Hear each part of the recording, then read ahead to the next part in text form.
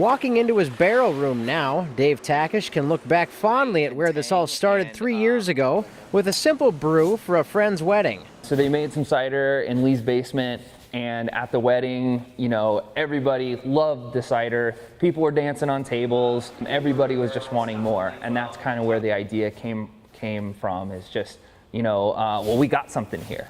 That was the unofficial birth of Two Towns Cider House, a joint venture between Takish and his two longtime friends. The tasting room just outside Corvallis offers 8 flavors on tap, soon to be 16. Their bottling and fermenting operation has now outgrown its space.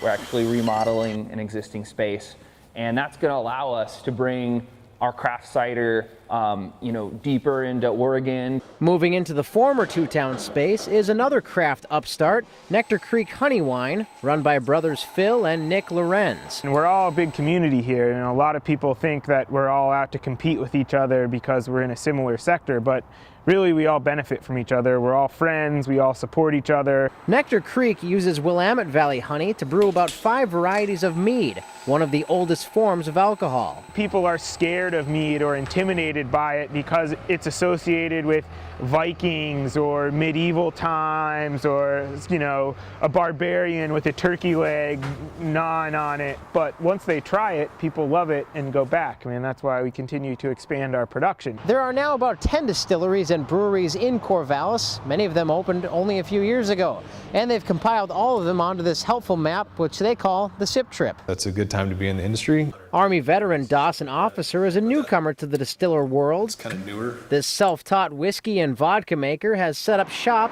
on a historic plot in his hometown of Adair Village. It's kind of a loose tie between the old, World War II days and my deployment.